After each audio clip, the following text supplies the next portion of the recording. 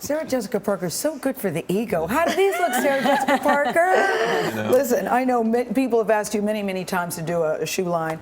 What made you, in the lines of Matthew McConaughey, say, all right, all right, all right, I'm going to do it this time? Because everybody wanted you. Well, I think like many things, you were looking for the right partner. And I was foolish enough to, have a dream that George Malcolm III might consider a partnership with me, and one day simply had the courage to ring him up and ask would he ever even consider a conversation, and he said, be at my office tomorrow morning at 8.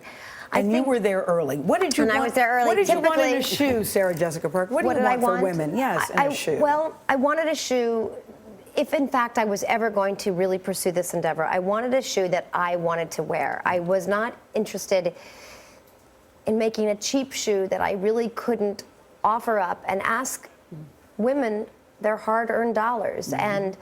And I wanted something that was made well with beautiful materials, that spoke to the things that were most impressive to me when I came to New York in the late 70s and would walk up and down 57th Street and look in the windows, with awe and sort of covet a Maud Frison shoe, which I knew was well beyond my reach. But the best thing is the heel height is not like this, Nora. It's not like walking on stilts. Perhaps maybe to some dismay, but I wanted a shoe that I would feel proud offering, and I wanted a partnership with a retailer that I felt would really wanted those same things, that there was actual principle behind the idea, and that's why it took me so long to do it, because I think those are, I felt honor-bound by the opportunity. Mm-hmm.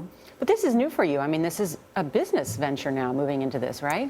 Not really. No, I mean, I've been working in business a long, long time. Yeah. I produced the show for years and had a clothing line with a company. And I mean, I actually do work a lot in business. I just don't talk about it a lot because I'm not somebody who feels comfortable sort of sharing that. I work quietly, but it's actually not that new. The difference this time is that it really is a partnership. It's not a licensing, a typical sort of boilerplate licensing arrangement. It's really a partnership with this wonderful, wise, knowledgeable. Nobody's ever asked me about my shoes. It's coming. How could that have not happened all these years? You should fine pair of shoes. See his shoes. Do. Yeah, I do. Yeah, you're a really well-dressed fellow. And you know what happens sometimes is the taste. Yeah, I like that. Is simply so unindictable that it's overlooked. Yeah. It's just it's assumed. There's a distinguished I was going to say the same thing about Matthew and his bow tie.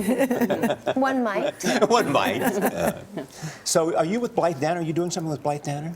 Yes, we have one last week at the Manhattan Theater Club. We're doing a play called The Commons of Pensacola, which your lovely co-host came to see last week. She goes everywhere, but don't feel special. She goes everywhere. Well, I'd like to think that might be the case, but that this somehow struck her differently. It's special enough for me to go to see you. It's a really remarkable play. And it is the two of you together. You're a mother and a daughter, but we get to see a different side of you because you and Blythe really sort of butt heads. There are family secrets and family betrayal, and she's really great in it, really great. Thank you. And it stretches. Wonderful. Does it stretch you? Does this role stretch you? It's an enormously challenging role. I think it's been surprising to people because she's really a rudderless person who's in enormous amounts of despair and. Yeah, it's really Sex in the City wonderful rumors that there's another chapter to be told. I'm trying to think of yet another way to answer this question and cause even more confusion. Yes. Yeah. I think I've answered that there is a story to be told, and then I've said, well, there is a story to be told, and it shall never be told. And now today I think I'll say that, yes, in fact, we're going to start shooting next week. Are you? No. Oh.